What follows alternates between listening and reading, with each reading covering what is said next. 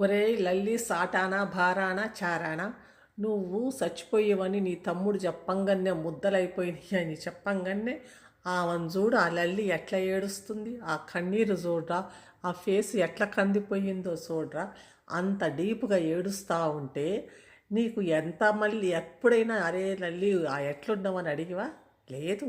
ఎంతసేపటికి నీకు ఎంతసేపటికి ఏమనుకుంటావు నువ్వు?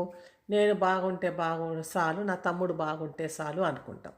నీ కోసం ఎట్లా ఏడ్చింది, ఆ ఏడ్చి ఏడ్చి ఏడ్చి ఆ కన్నీళ్ళు మూసీలో కూడా పోయినాయి. ఇంకా వరదలు వచ్చేస్తాయేమో అనుకున్నాం, అంతలాగా ఏడ్చింది. ఇంకా ఆ కన్నీరు మూసీకైతే వరద వచ్చేసింది. ఇంకా ఏమోలే అటు ఇటు వాళ్ళని ఖాళీ చేపిద్దాము వరదల్లో కానీ అనుకున్నారు, కానీ గవర్నమెంట్ వాళ్ళు ఇంకా అటు ఇటు అప్పుడే ముందే ఖాళీ చేశారు కదా, కాబట్టి ఇంకా కొంచెం ఆ వరదలు అంతవరకు ఆగినాయి. ఇంకా తర్వాత లల్లి ఏం చేసింది, ఆ కన్నీరు ఆపేసి ఇంక అంతగా ఏడ్చాక ఏం చేస్తుంది, మళ్ళీ ఏడవాలి కదా, అందుకే కొంచెం చికెనో మటనో వండుకొని తిన్నది. తిని మళ్ళీ మొదలుపెట్టింది. కానీ అందరూ పోయి ఆగమ్మ ఆగు అన్నారు. ఎందుకంటే హైదరాబాద్కి వరదలు వస్తే ఎట్లా ఆ ఏడుపుతోటి ఆ కన్నీళ్ళు ఎంత దారమైన విపరీతమైన కన్నీళ్లు గార్చింది నీకోసం. ఆ బాధతో ఆ కన్నీళ్లు పెట్టింది.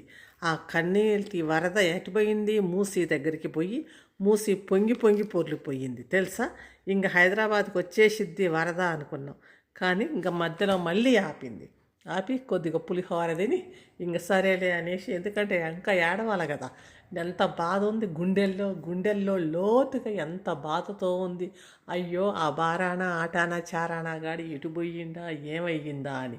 అది కూడా ఏదో ముద్దలుగా ఉన్నారు, కట్టెలుగా ఉన్నారని నీ తమ్ముడు విపురీకరించి చెప్తున్నాడు కదా అందరికి, ఇట్లయ్యింది అట్లయ్యిందని. ఓ దేవుడు అని పైగా తల లెస్స కొట్టుకుంటా ఉన్నాడు కదా. అందుకే ఈమె కూడా తెలిసిన దగ్గర నుంచి ఒకటే ఏడ్చి ఏడ్చి ఏడ్చి వరదలు వచ్చేంత ఏడ్చేసింది ఆ లల్లి. కనీసం ఆడ దొరికి ఇవాళ మేము బాగానే ఉన్నామని చెప్తే ఆ లల్లిని దర్చుకోవద్దు. ఎందుకు తీసుకొచ్చి ఆ లల్లి ఏమంది, ఒరే నువ్వు చచ్చిపోయితే కనుక ఆస్తి నేను తప్పకుండా వస్తా, ఆస్తి నాకు కావాలా, ఆ ఇల్లు రావాల్సిందే నాకు అని అంది. అనేసరికి తెల్లారి ఏం చేసిండు, నెక్స్ట్ ఎపిసోడ్ ఏం చేసిండు, మా అన్న బతికే ఉన్నాడు అనుకుంటే వాళ్ళ అన్నం తెచ్చిట్టు. ఎందుకు లల్లి వచ్చిద్దనా, లల్లి వచ్చి ఆస్తంతా వేసుకొని పోయిద్ది అనుకుంటున్నావా? కానీ అందుకనే ఉరుక్కుంటూ పోయి అగోగో మా అన్న ఈడున్నాడు, అందుకే మా అన్నం తీసుకొని వచ్చాను, అన్నం తీసుకుపోయి ఆ ఇటుకల్లో ఆడంతా కూసోబెట్టి ఆ దుమ్ములో ఇంకా అయిపోయిందిలే అనుకుంటూ వచ్చి ఈడ దొంగ ఏడుపులు ఏడ్చిండు. ఈడ లల్లి బాధతోటి ఏడ్చి ఏడ్చి నేను వచ్చేసి ఆడ నా ఆస్తి తీసుకుంటా అనగానే అమ్మో ఆస్తి అంతా ఏడకపోయిద్దో, ఆస్తి లల్లి ఎట్లా తీసుకుంటుందో అనేసి ఏం చేసిండు, వెంటనే పొయ్యి ఇగో మా అన్న ఈడున్నాడు అనుకుంటా పొయ్యి ఆడ వాళ్ళన్న దింటి చూపించి తీసుకొని వచ్చి ఈరోజు మేము హ్యాపీగా ఉన్నాం అన్నాడు. ఒరే నీకోసం అంత కన్నీరు గార్చిన లల్లి గుర్తురాలే, బాధ ఎంత బాధపడ్డది ఆ లల్లి గుర్తురాలే. నాకు ఆ బాధ చూస్తే నా కట్లల్లో నుంచే వరద మొదలయ్యేటట్టుందని అనుకున్నా, కానీ ఆపుకున్నారా? ఎందుకంటే మళ్ళీ హైదరాబాద్కి ఇంకా పెద్ద వరదలు వచ్చేస్తాయేమో అని. ఆ హృదయంలో ఎంత బాధ అనిపించిందో ఆమె ఏడుస్తుంటే, అయ్యో ఇంత బాధపడుతుంది ఈమా అని. ఆ బాధ నీకు గమనించలే, ఆ బాధ నీకు తెలవట్లేదా? నీవు ఏడుస్తేనే ఏడుపా, ఈ లల్లి ఏడుస్తే ఏడుపు కాదు. కనీసం ఒకసారైనా బాగున్నావా లల్లి అని అడగొద్దు. లేదు, నీకోసం గల్లీలు తిరిగింది, ఎన్ని గల్లీలు తిరిగింది, ఎక్కడున్నాడు అని.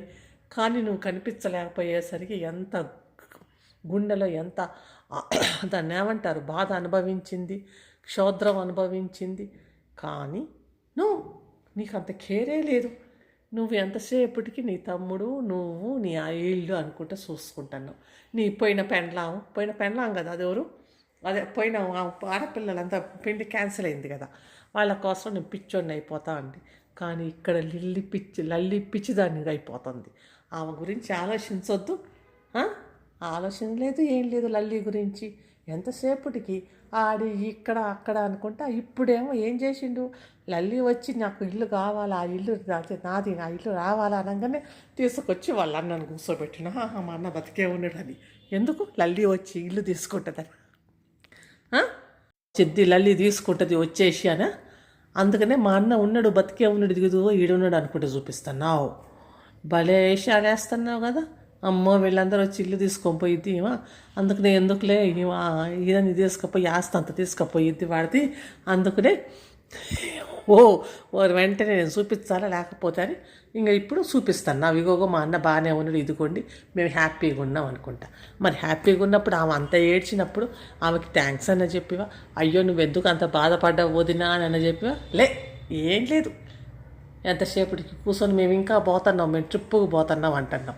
మరి నీ అన్నకి నిన్ననే కదా ఇట్టయిపోయి అట్టయిపోయి ముద్దలైపోయి ఇటైపోయి అని చెప్పి తెల్లారిపోతుంది నేను ట్రిప్పుకు పోతున్నా, మేము సంతోషంగా ఉన్నాం, మేము అట్టున్నాం ఇట్టున్నాం, వెంటనే వాడు బాగా అయిపోతాడు, అంతా మంచిగా అయిపోయిద్ది.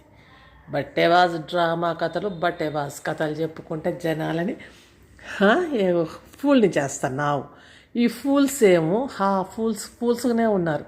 ఎందుకురా నీకు అన్ని వ్యూస్ వచ్చినాయి, ఎందుకురా అన్ని లైక్స్ వచ్చినాయి, అందులో ఏముందని వాడి ఇట్లా పెట్టుకొని కళ్ళన్ని ఇట్లా పెట్టేసి ఇదిగో ఇట్లా అయ్యింది అట్ట అయ్యింది, మా అన్న ఇట్టిపోయిండు, మా అన్న ఇట్లా చేసిండు, మాది ఇట్లా అయ్యింది అనగానే అది చూస్తానికి ఓ పోలు అని పోరంబోకు వ్యూయర్స్ ఉన్నారు కదా, వాడికి ఫ్యాన్ క్లబ్బా లేకపోతే కనుక సిండికేటు బయలుదేరింది.